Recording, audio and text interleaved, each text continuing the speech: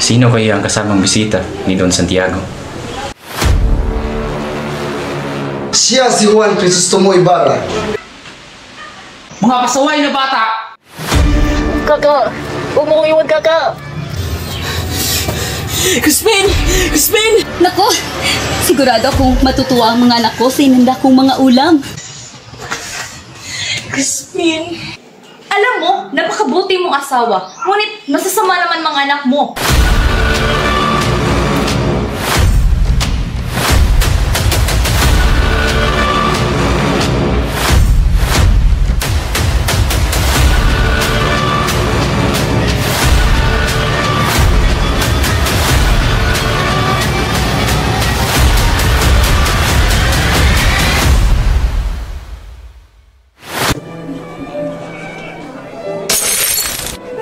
Jesus Mariosep! Maghintay nga kayo, mga bulagsak! Napalayandaan ito. Ano ang masasabi mo? Naturalmente, si Don Santiago ay napakayaman. Hindi na niya aalahanin pa ang gumastanan labis. Nakakayamot ang bansang ito. Halatang iba ang pamahala dito kumpara sa pamahala sa Madrid. 20 taon ako nagsilbi at nagtiis sa pagdidildil ng kanin at saging sa bayan ng San Diego bilang kura paroko. Ngunit nang umalis ako ay ilang matatanda at hermanos terceros lamang ang naghatid sa akin, mga walang utang na loob. Magdahan-dahan kayo, Padre Damaso, pagkat nasa ilalim tayo ng bubong ng isang Indio. Tama siya, Reverensya. Baka magdamdam si Kapitan Tiago. Huwag kayong mag-alala. Matagal nang hindi tinuturing ni Tiago ang sarili niya bilang Indio. Malayo-malayo na siya sa ganoong mga walang galang na tao. Siguro naman pong hindi naging kasing saklap ang nangyari sa inyo ang sa amin. Naku, sigurado akong nagsayang ka lamang ng pera sa pagpunta rito. Wala kang ibang kakainin kundi tinulas sa mga handa at matutulog na hindi nasisiyahan. Mga Ginoo, ikinalugod kong ipakilala ang anak ng aking nasirang kaibigang si Don Rafael. Sino kaya ang kasamang bisita ni Don Santiago? Siya si Juan Crisostomo Ibarra. Galing siya ng Europa. Sinundo ko siya mula sa kanyang paglalakbay.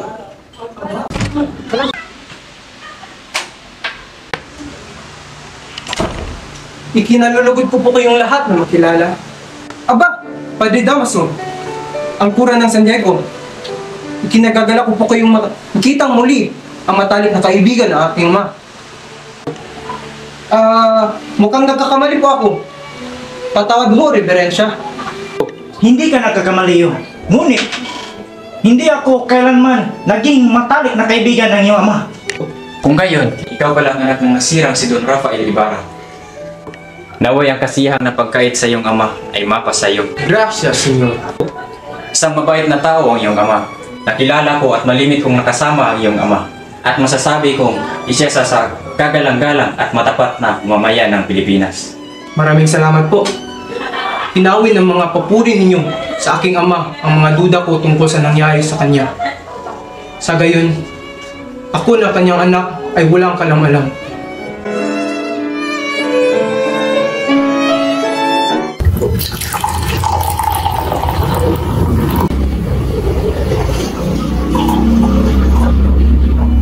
Ilang taon kang nawala sa ating bayan, Senyor Ibarra? 7 taon po, Ginoo.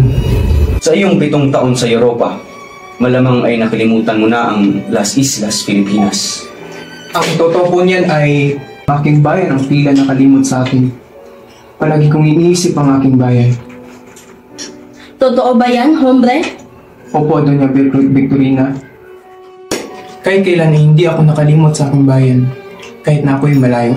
Sa mga bansang napuntahan mo, ano para sa iyo ang pinakamaganda at tumatak sa iyong isipan? Patawarin mo ko, Ginoo. Ngunit, bukod sa inang Espanya ay wala na akong naibigan pa kundi ating bansa. Pagkatapos ko kasing mabasa at mapag-aralan ang kultura ng isang bansa ay nakalimutan ko na rin ang magaganda kong naalala doon. Kung gayon, isa kang bulag na halaliyo. Bakit ka pa nagsayang ng pera upang pumunta ng Europa kung wala ka namang nagustuhan? Naku, naway tanggapin niyo ang aking sincere paumanhin. Pares, huwag kayong magtaka sa aming dating kura. Dahil ganyan din ang pakikitungo ko noong bata pa ako. At mukhang hindi naman siya nagbago. Salamat pa rin sa kanya dahil nagugunita ko ang mga panahong ang kanyang reverensya ay madalas dumalaw sa aming tahanan at nakakasalo sa pagkain ang aking ama. Senyores, Kapitan Tiago, kababalik ko lamang mula Europa. Naway maintindihan nyo na kailangan kong agad lumisan. At papunta pa ako sa San Diego sa Kawalan para sa Todos Los Santos, kaya't may kailangan akong katapuin. Hindi ka na ba talaga magpigilang umalis? Sana yung hintay mo ang pagdating ng aking bulaklak na si Maria Clara. Alam kong matagal ka ngayong hinihintay. Paumanhin aking Don, ngunit mahalaga ang aking katatagpuin ngayon. Muchas gracias, hapunan, Kapitan. Walang anuman, Ibarra. Sana ikan ka ng Panginoon sa iyong paglalakbay. Kita nyo, minsan ay napakasama ng magiging bunga na pinagpadala ng iyong mga anak sa ibang bansa upang mag-aral. Lumaki ang kanilang ulo at itinuring ng sarili na mas mataas. Wawalan sila ng galang.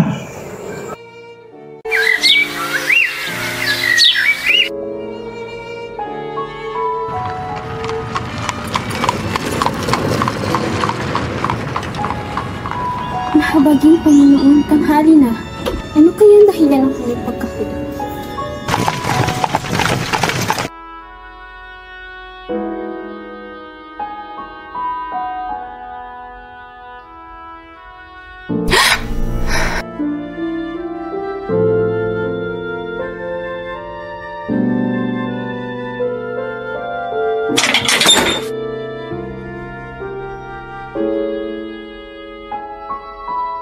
Magandang araw po, Tia Isabel. Nais ko po sanang makausap si Maria Clara. Ay, andyan ka na pala. Halika, tuloy ka.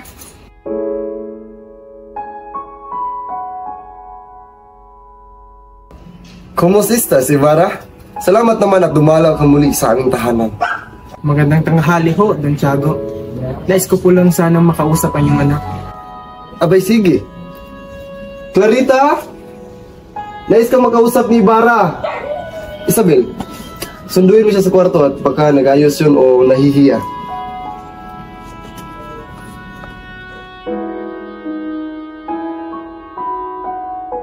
Oh, ayan na siya. Maaari na kayong mag-usap sa asutia. Kailangan mo ba ng maiinom, Ibarra? Gracias, Senyor. Ngunit hindi na huwag kailangan.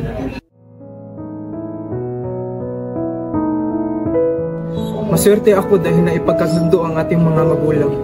Dahil kung hindi rin ako makakakita ng isang babaeng katulad mo. Napakatamis na yung labi, Crisostomo. Siguro'y dahil dyan ay nabihag mo ang maraming kamatayan sa bansang iyong puta. Isang magandang obra ng Diyos ang aking sinisinta. Ba't pa ba ako hanap ng iba? Hindi ako makapaniniwalang sumasaramang yung mga mata pagdating sa ganda ng ibang dilag sa Europa. Ang kagandahan ay nasa panlasa ng tao. Ito ay naroroon sa taong sumusuri ng kagandahan.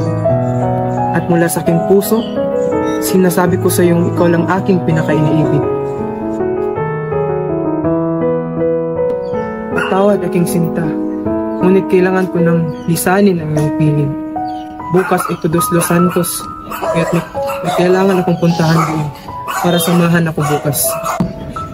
Naiintindihan ko, Ibarra. Naway makapaglakbay ka ng ligtas at matiwasay. Patawad aking minamahal. Patnubayang kinawa ng may kapal.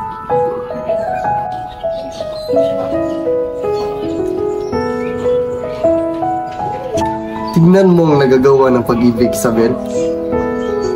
Oo nga't, napakatamis at napakapait ng pag-ibig. Paano mo nalaman iyon? Hindi ka naman nakaranas na umibig, hindi ba? Ay naku, Tiago. Ako'y tigil-tigilan mo nga. Hindi ako manhid sa mga dating manliligaw.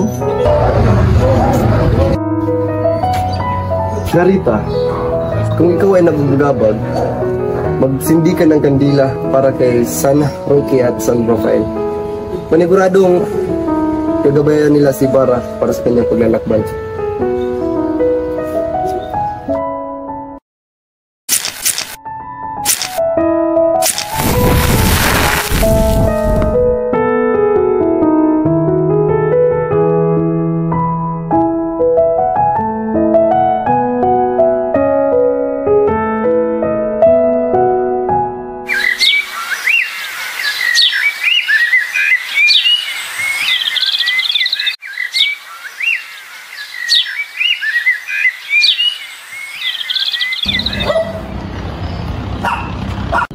Magandang umaga po, Reverencia. Magandang umaga rin, Isabel Maria Clara. Mukhang may pupuntahan kayo saan yung to? Pupunta po kami ng bietaryo. Kukunin ko lang po ang naking mga natitirang gamit doon. Sige, bueno. Pakausapin ko lamang yung ama. Naway, ligtas kayong makapaglakbay. Muchas gracias, Padre. Tingnan lamang natin kung sino masusunod sa atin. Santiago! Santiago! Padre, ano po sadya nyo?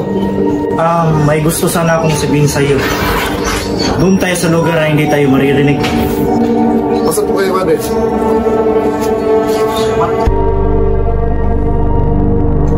Tandaan mo nang mabuti mga sinasabi ko sa iyo, Santiago. Inisip ko lamang ang iyong kapakanan. Naintindihan ko ho, Padre. Masusunod ang iyong kahilingan. Bueno, alis na ako.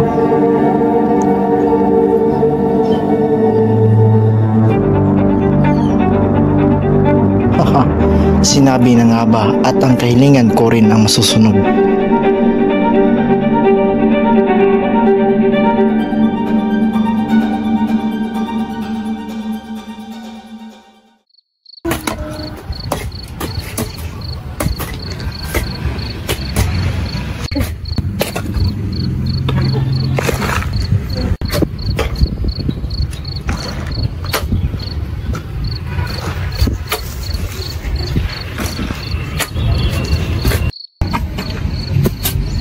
Uy! Managa natin mahukay? Kung bago pa yan? Pare-pare yung bagong libing ang mga yan. Ayoko na! May dugo pa yung mga buto. Parang buhok. Masyado ka namang maselan. Kung ikaw pang humukay ng ginawa ko, isang bangkay na 20 araw pa lang naililibing. Madilim ang gabi noon. Muulan. Namatay pa ang aking ilawan. Kilabot ang mga sinasabi mo. Natanggal ang mga pakos sa taol, kaya't lumabas ang kalahating katawan ng bangkay. Saksakan ng baho ang bangkay, at binuhat ko pa iyon sa gitna ng malakas na ulan. Bakit mo ginawa yun? Bakit mo hinuk ang bangkay? Sino nakuto sa'yo? Hindi sino pa, kundi ang kurang malaki. Anong ginawa mo sa bangkay? Para ka namang gwardyang sibil ko magtanong. Ang utos sa akin ng kurang malaki, ilibing ko raw yon sa libingan ng mga inchik. Hindi ko ginawa kasi malakas ang ulan at malayo ang libingan ng mga inchik. Ayoko nang maghukay. Natamaan ko yung isang bungo. Nabiyak. Hindi ako makakatulog ng manyang gabi.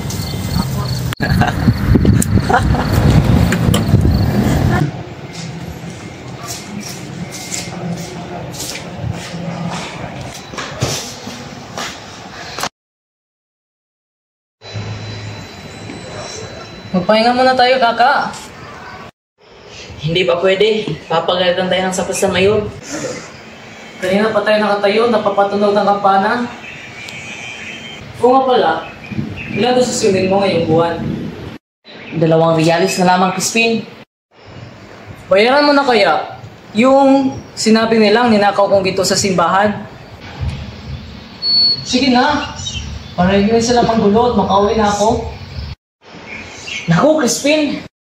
2 muta na ang inabot ko sa sakristiyan mayor at ang sinasabi nilang ninakaw mo ay 2 unsa ng ginto. 32 reals iyon. Kumbagay 32 kamay. Hindi sa sapat ang sweldo ko para sa hinihingi nila. Natakot na kasi ako eh. Napakasama kasi ng kura at lalo ng sakristan mayor. Napakasinungaling ang lahat. Umuwi ka na lang ngayon, kaka. Sabihin mo si Inang na ayaw na natin magsakristan. Alam ko namang paniniwalaan ka na Inang, kaya ikaw na lang magsabi sa kanya. Sabihin mo si Inang na may sakit ako, kaya hindi ako makauwi. Huwag ka nga magsalita ng ganyan, Crispin. Mga pasaway na bata! Wala na kayong ginawang tama sa simbahan. Ikaw, Basilio, magmumulta ka ng 2 reales dahil hindi maganda ang tunog ng kampana. Hindi ka rin uuwi ng alas 8 ng gabi. kundi alas 10 na ng gabi. Ngunit, huli na po kami ng mga gwardya. At ikaw, Crispin, hindi ka uuwi hanggat hindi mo inilalabas ang 2 unsang titong ninakaw mo. Di ko naman po ninakaw yun eh. Wala akong ninakaw na kahit ano. At sasagot ka lang. Awan po, tama na po. Awan na po. Crispin! Kaka! Huwag mo kong iwan, Kaka!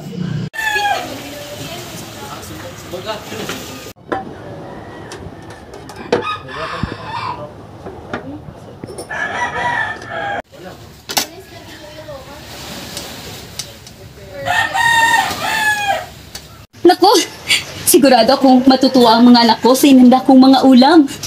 Nakikita ko ng gutom sina Crispin at Basilio mula sa simbahan.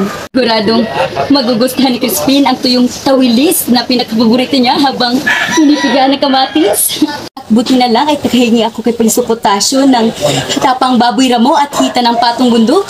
Siguradong maglalaway si Basilio kapag nakita ito. Sisa! Nagutom mo, Sisa!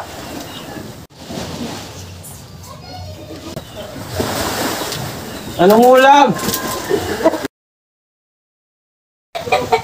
Aba, sarap ng hinain mo ah. Patikman nga. Pero Pedro sa mga...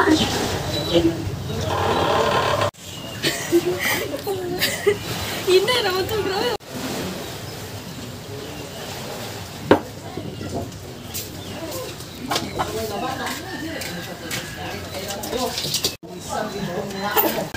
Alis na ako, Sisa.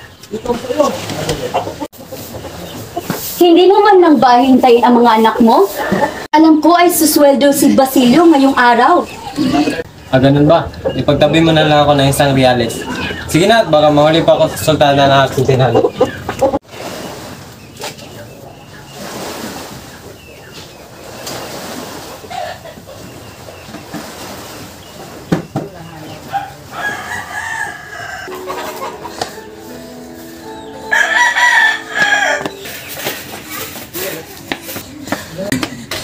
Inang! Buksan niyo po ang pito! Inang! Buksan niyo po ang pito! Ako ito si Basilio! Jesus Mariosep! Anong nangyari sa'yo, Basilio? Huwag kayong mag-alala, Inang. Maayos naman ako, ngunit naiwan si Crispin sa kumbento. Naiwan? At siya ba'y buhay? Salamat naman at buhay siya. Bakit katuguan? Ako naman.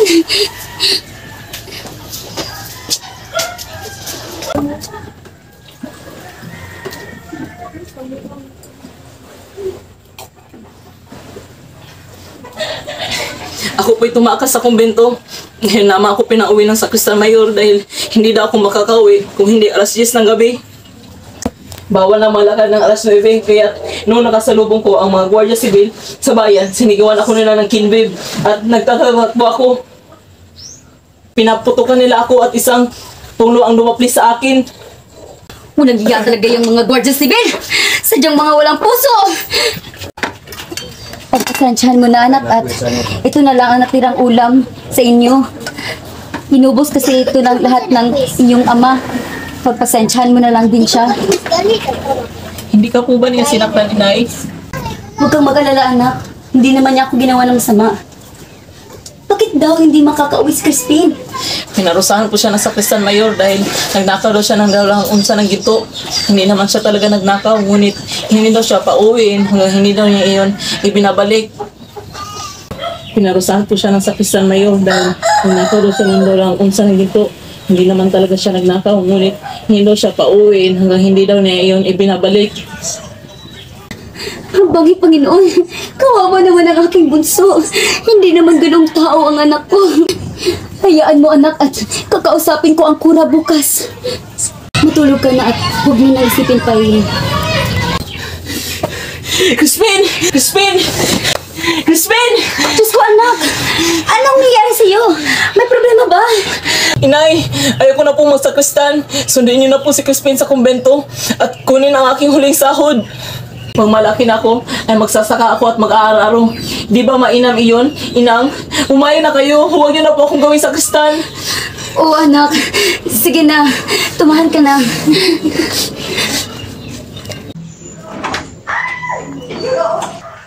Tao po. Magandang araw po. Sino kayo? Ako po si Sisa, ang ina ng sakristan na si Crispin. May dala ho akong mga gulay para sa kura.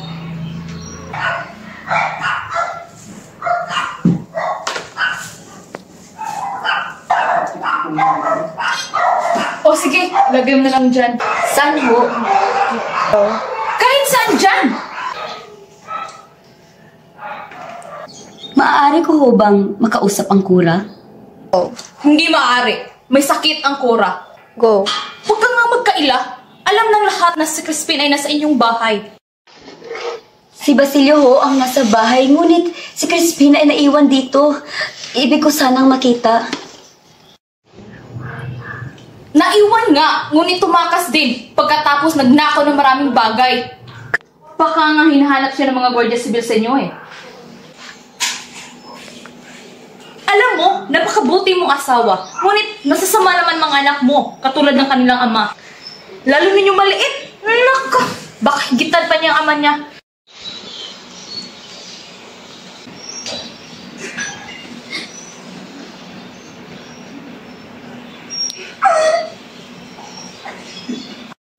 Hindi mo ba naintindihan? May sakit nga ang kura. Hala, doon kayo humugulgol sa lansangan, sulong.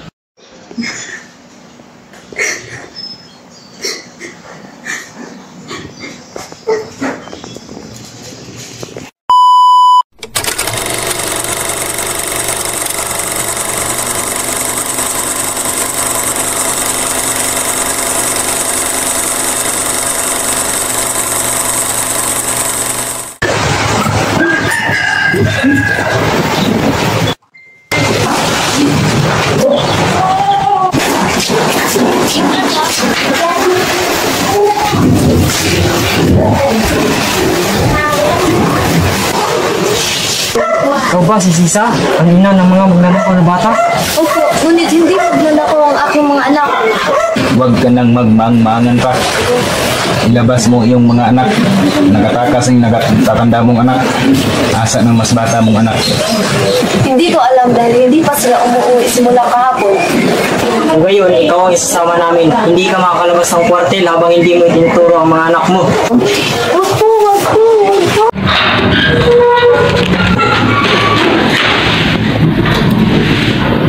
Yan, dyan ka nababagay. Magbubulo ka sa bilangguan hanggat hindi mo inilalabas yung mga anak mo. Ang krimen na yan ay kasalanan ko na. Pakawalan mo ang mabiyag tapos nakabrayan pakalanman. Kung gusto mo makuha ng kurang ng walang ginto, sabihin mo na lang siya kay sana ninyo. Para siya, hindi niya alam bagay na yun, ha? Si, Senyor Chris. Oh, makakalaya ka na daw. Wala nang may papakain sa iyo ang gobyerno dito. Kasi naman mag-aasawa pa ng walang kwenta, manganganak pa ng mga magnanakaw. Magtago ka dyan at tatakpan kita ng palwa pag hindi ka nila makita.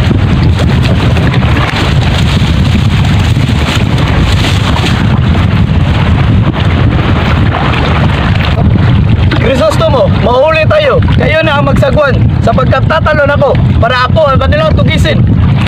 Ililigaw ko sila. Wala tayong laban sapagkat wala tayong sandata. Magkita na lang tayo sa Noche Buena sa libingan ninyo mga ninuno.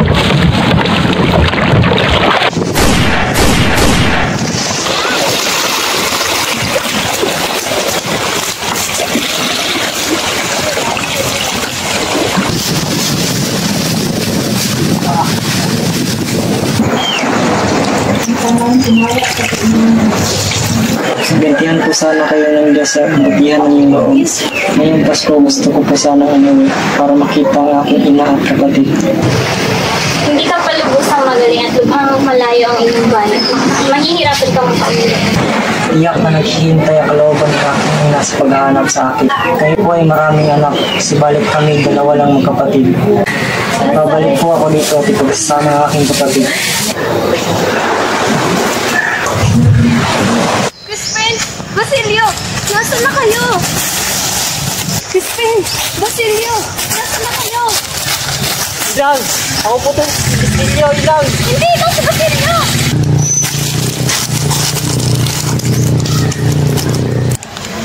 Basilio! Ang anak ko!